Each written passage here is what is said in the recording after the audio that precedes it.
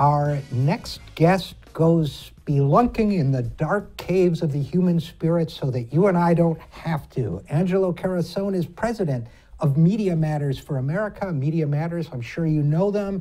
They are the people who do the excellent work in tracking and investigating the people who mismanage the information flow in the United States of America. And the last time Angelo was on the show, we talked about Bill O'Reilly and his racism and what could be done about it. The Fox News universe has changed since then, so we wanted to have him back to talk about it. So Angelo, first of all, welcome back to the show. Thank you for having me. Secondly, did I summarize the Media Matters mission well enough, or do I need some correction there? No, I think that's pretty good. I think, we spend a lot of time nowadays on message boards where which is very different. You used to listen to talk radio and watch Fox News because that was sort of the epicenter of the right-wing media. And nowadays it's message boards and a couple Twitter accounts from even more despicable people than you're used to on talk radio. Yeah, we never thought we'd say those words, did we? More despicable Right. people. I have to say, I was interviewed on C-SPAN once, and I was introduced as a syndicated radio show host, which I suppose is technically correct, but I felt dirty. I can understand. I'm sorry for that. But because I think a couple right-wing talkers have obviously given talk radio a bad name, but honestly, talk radio is still one of the most effective forms of both information distribution and, most importantly, community engagement. Yeah, I couldn't agree more. And that what we need in the rational universe is a sense of community and solidarity, that we're not alone in all of this. And, so yeah, I'm totally with you on that. And now let's get to the subject at hand, which is, what's going on at Fox News. The last time you and I talked, Bill O'Reilly had said his horrendous things about Maxine Waters and her hair and all that stuff, and yet somehow was impervious to that. Racism apparently not being a firing offense at Fox News, even blatant broadcast racism. But now Bill O'Reilly gone as a result of some other ongoing allegations. What do you make of all of that? It's reflective, I think, of just two things. One is the actual culture and at Fox News itself, which was both reflective of Roger Ailes personally, who was the longtime chairman and CEO there, not just his, the way that he interacted with women, but also a reflection of his ideology. I mean, this right-wing ideology views women as objects, and so it really actually makes sense that they think it's perfectly acceptable to sexually harass them and worse. So I think that's one thing. The other thing that's going on is something bigger, and that's that, there are all these machinations going on at 21st Century Fox. I mean, Rupert Murdoch is trying to both simultaneously take over Tribune Media Company in the States, which has hundreds of local broadcast stations, as well as take over Sky News in the United Kingdom, which is sort of the largest news sort of station there after the BBC. And he's trying to do both at the same time, and there are real regulatory hurdles, and there are these brewing issues around the mismanagement of the sexual harassment from Bill O'Reilly and others at Fox, as well as the financial issues that they were running into because of the advertiser exodus. It did give a sense of where their long-term priorities were, and they were willing in this case to forego O'Reilly, partly because they were forced and partly because they're trying to deal with, what the path ahead is. Yeah, it's really interesting because that makes perfect sense to me. It kind of crystallizes because it seems for so many years Bill O'Reilly was the face of Fox News, and, give the devil his due, for a lot of people he managed to simultaneously be, highly biased, very pro-Republican Party, and yet at the same time, to a lot of people, viewers out there, he managed to convince them that he was neutral. The whole no-spin zone, fit in very very well with Fox News's phony claim of being fair and balanced. So this is your field more than mine, but my sense was that he was the face of the network for many years, an ugly face, in many ways reprehensible face, but a very effective one. And now I guess they're pivoting to a new era where some things are forgivable, which is like racism, which to me is unforgivable. But when he starts hurting the brand, I'm sure the sexual allegations would have been frowned on by the decision makers behind that Sky News deal in Great Britain and so on. I guess now he's become what I would have guessed he wasn't a few years ago, which is expendable, right? Right. That's exactly right. And he became expendable though, and I think this is relevant too, is that because he was forced to become expendable. I mean, they re-signed his contract just 3 weeks before he was fired. And knowing all of this information, it wasn't like they weren't aware of it. They re-signed it though because they actually didn't care. And the only reason they did care is because of concerted efforts from consumer advocacy groups like Sleeping Giants to activist organizations like Ultraviolet and Women's March and Color of Change. They created and attached a consequence to this by making advertisers leave, or at least pressuring advertisers to leave, and then, of course, the larger implications for O'Reilly. But that's the big piece here, is that they weren't going to do anything about it.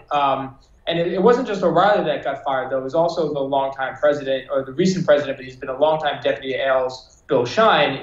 He was also forced out in the aftermath of all of this as well. Because I think, to your point, it does sort of signal, a shifting prioritization at Fox. They are thinking much bigger than just Fox News. And that's certainly a really big part of this.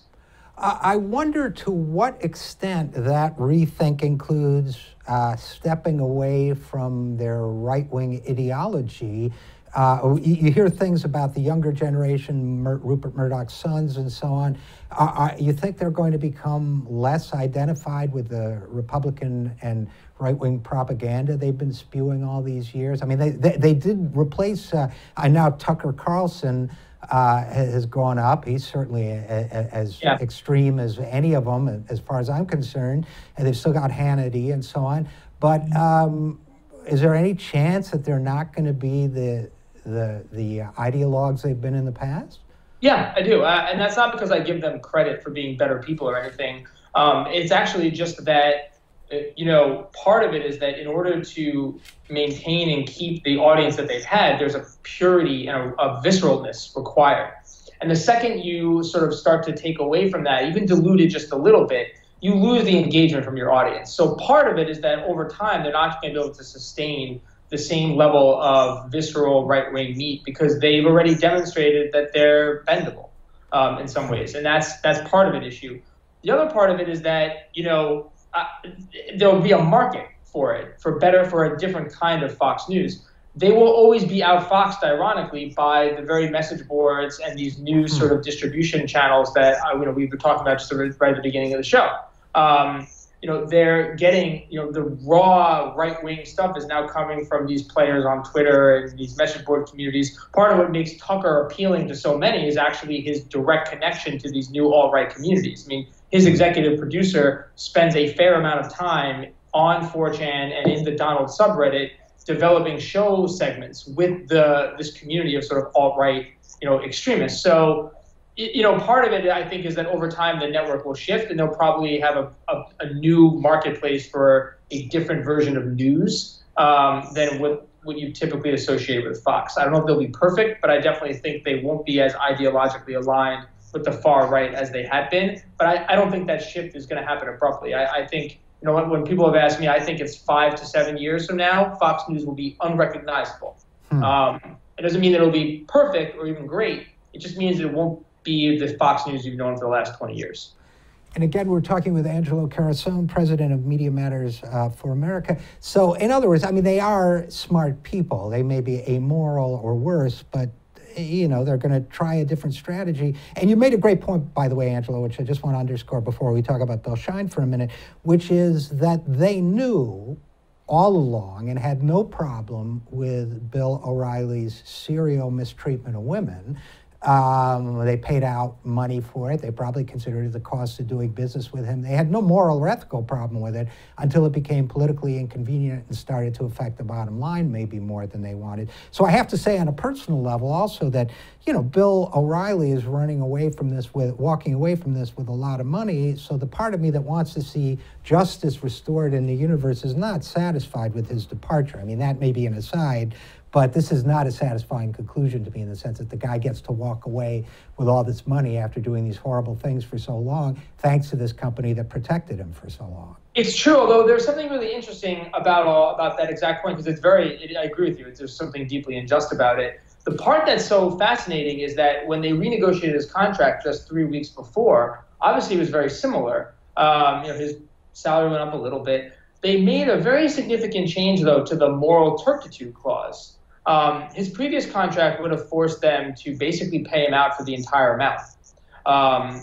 The new contract with this revised moral turpitude clause essentially gave them an out to not pay him, a $60 million, $80 million payout in the event that his contract was terminated. And it essentially accounted for this exact scenario. And so if he had actually if this had happened 3 months earlier or 3 years ago, he would have walked away with an $80 million payout. Well, that which does is even crazier to think about. So it's even sicker that when you really think about it, that they kind of anticipated that even the possibility that this would be a thing, because it's the only meaningful change that they made to the contract. And even then, they didn't even exercise it fully because they actually put in language that would have allowed them to pay nothing out. And that was not the case in his previous contracts with Fox News. So it means that, to your point, it both speaks to why it was less than it should have, less than it could have been, but more than it needed to be. They actually could have paid him nothing under the current contract, but they didn't. And that only makes your point even more, I think, real. And it does make me feel slightly better to know that he lost, 30 million or whatever it was. That's, but let's pivot to, in the couple minutes we have left, to Bill Shine, because he's interesting too. I was reading about him preparing for this interview, Angelo, and among other things, brought his psychics in to, look for the body of Chandra Levy, if you remember that case. Yeah. And also, when asked about too many stories about missing white women as opposed to, say, African-American women, said, well, they picked stories that, quote, have a twist or emotional aspect to them that makes them interesting, end quote, meaning that, non-white women are not emotionally engaging to him. So, not a good guy. Became the president there. Now he's gone, too. That speaks to your issue about a larger culture, right? Right, and not only was he, because he was very involved in both the ideological implementation of Fox News and the culture. He was Roger Ailes' longtime deputy, and so in the morning, Roger Ailes would have these meetings where he would sort of spout out what he thought was the agenda for the day. And one of the primary responsibility that Bill Shine had at Fox News before he became president was actually executing that ideology for the day. He would make sure that the narrative was sort of set. So he was picking most of the guests. He would have final say on who would be on air, what segments would look like. I mean, he was deeply involved in making sure that there was alignment with Roger Ailes. So that was one part of his role. The other part, though, is that he was actually the person that was constantly interfering with these sexual harassment reports. So he had retaliated reportedly against women who had come forward against Roger Ailes. He did the same thing against some of the people that had come forward against Bill O'Reilly, discouraging them from reporting it, telling them and warning them that Bill O'Reilly was a very powerful man, that it wasn't worth it, taking them off air precisely as a form of retaliation because he did control who would be guests and who would go on air. People that ended up just not following his advice, he would no longer have on. And so, part of what he did was really not just, enable this culture and develop the other parts, especially around the preying on racial anxieties, but he perpetuated it and defended it fairly aggressively day to day.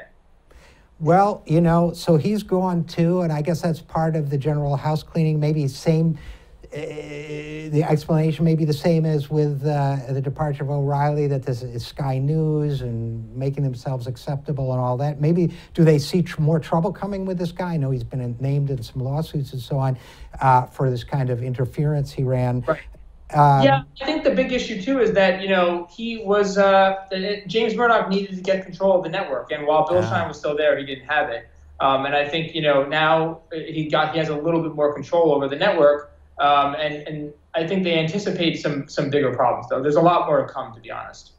Well, it's an interesting story, fascinating, horrifying in a way, like watching a train wreck. But I'm grateful that you guys are on it. And as always, Angelo, thanks for coming on the show. Thank you.